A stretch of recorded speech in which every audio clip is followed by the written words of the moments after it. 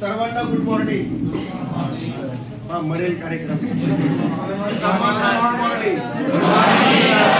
बघा, आजच्या भागामध्ये आपल्याला समाज सुधारक या टॉपिकला सुरुवात करायची आणि समाज सुधारकांमध्ये नेहमी ज्यांच्यावरती प्रश्न विचारला जातो ते म्हणजे जगन्नाथ उर्फ नाना शंकर सेठ. म्हणजे नाना शंकर सेठ यांच्यावरती परीक्षेमध्ये हमखास प्रश्न विचारला जातो. त्यांचं जन्माचं साल आहे 1803 आणि निधन झालंय 1865 मध्ये. नानांबद्दलची माहिती मिळवायला जर गेलं तर नानांची जन्मतारीख आहे 10 फेब्रुवारी 1803. म्हणजे भारत स्वतंत्र होण्याच्या काही शतक अगोदर त्यांचा जन्म झालेला आहे आणि त्यांचा जन्म मुंबई या शहरामध्ये झालेला आहे. नाना शंकर सेठ यांचा जन्म कुठे झालाय? मुंबई. आणि मुंबईमध्ये जरी जन्म झालाय तरी त्यांचं जे मूळ गाव आहे ते मुरबाड आहे, ठाणे जिल्ह्यात. त्यांचं मूळ गाव काय आहे?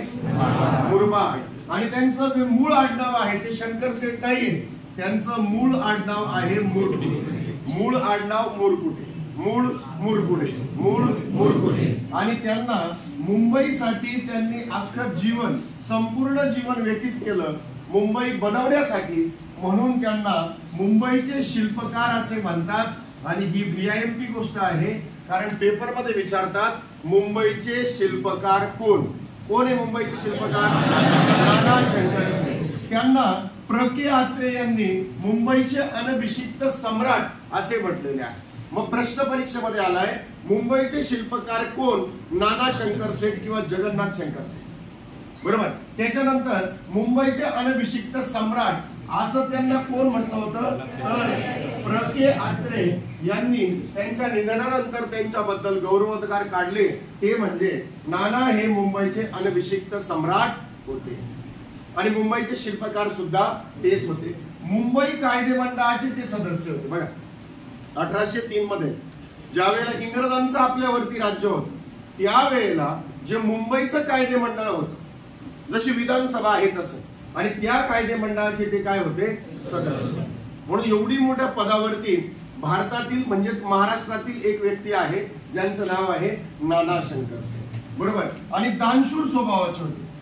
नाना शंकर सेठ कसे स्वभावाचे होते? दानशूर स्वभावाचे होते.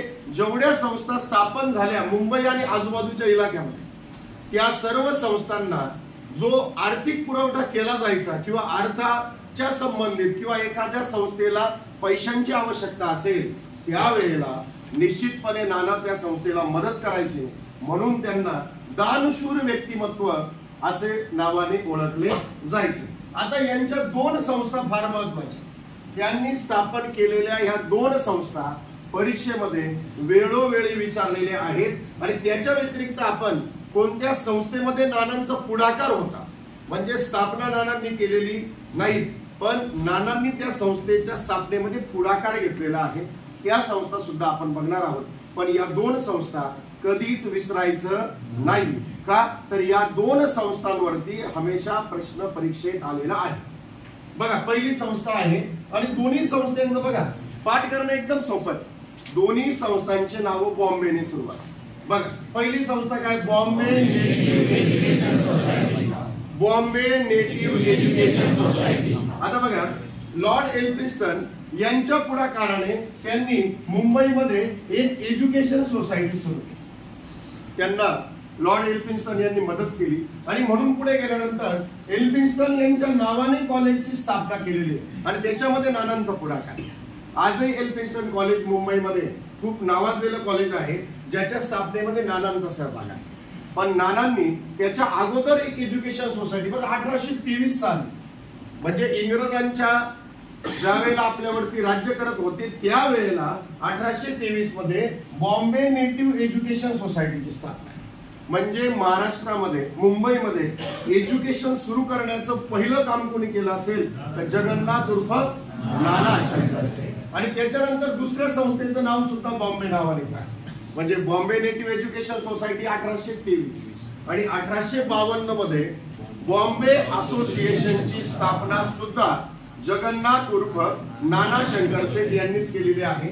जनतेचे जे प्रश्न आहे बघा, सामान्य जनतेचे प्रश्न सनदशीर मार्गाने इंग्रजांपर्यंत म्हणजे त्यावेळेसच्या सरकारपर्यंत पोहोचवणे यासाठी नानांनी एक राजकीय स्वरूपाची संस्था स्थापन केली, जिचं नाव होतं बॉम्बे असोसिएशन। आणि अशा प्रकारची ही संस्था भारतातील पहिली आहे। जरी मुंबईमध्ये स्थापना आहे 1852 बॉम्बे असोसिएशन, दादाभाई नौरोजी सुद्धा त्याच्यामध्ये त्यांना सहकार्य केलेलं आहे।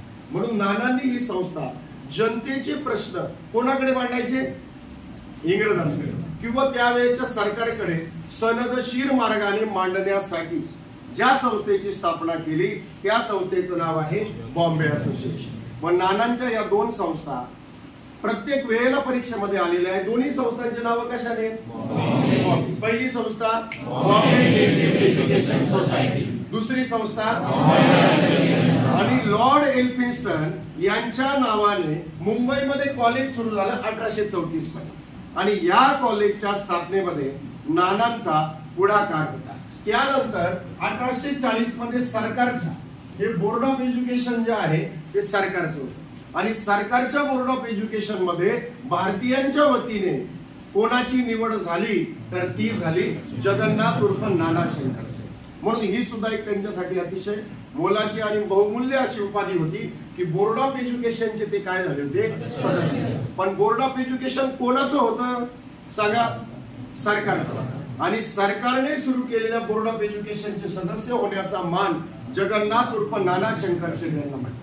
यांच्याच कार्यकाळात म्हणजे यांचा जो जीवन प्रवास आहे त्यामध्ये भारतामधील पहिली रेल्वे जी मुंबई ते ठाणे या दरम्यान धावली, त्या रेल्वेमध्ये जे पहिले 3 इंजिन होते साहिब, सिंध आणि सुलतान, त्या रेल्वेमध्ये बसण्याचा सन्मान सुद्धा जगन्नाथ उर्फ नाना शंकरसे यांना भेटलेला आहे। त्यानंतर मुंबई विद्यापीठाच्या स्थापनेत सुद्धा त्यांनी काय घेतलेलं आहे? म्हणून नाना हे शिक्षण प्रेमी होते आणि शिक्षणाच्या ज्या ज्या गोष्टी करता येतील त्या त्या गोष्टींमध्ये त्यांनी पुढाकार घेतलेला आहे। मुंबई विद्यापीठाच्या स्थापनेत सुद्धा जगन्नाथ उर्फ नाना शंकरसे यांचा पुढाकार आहे।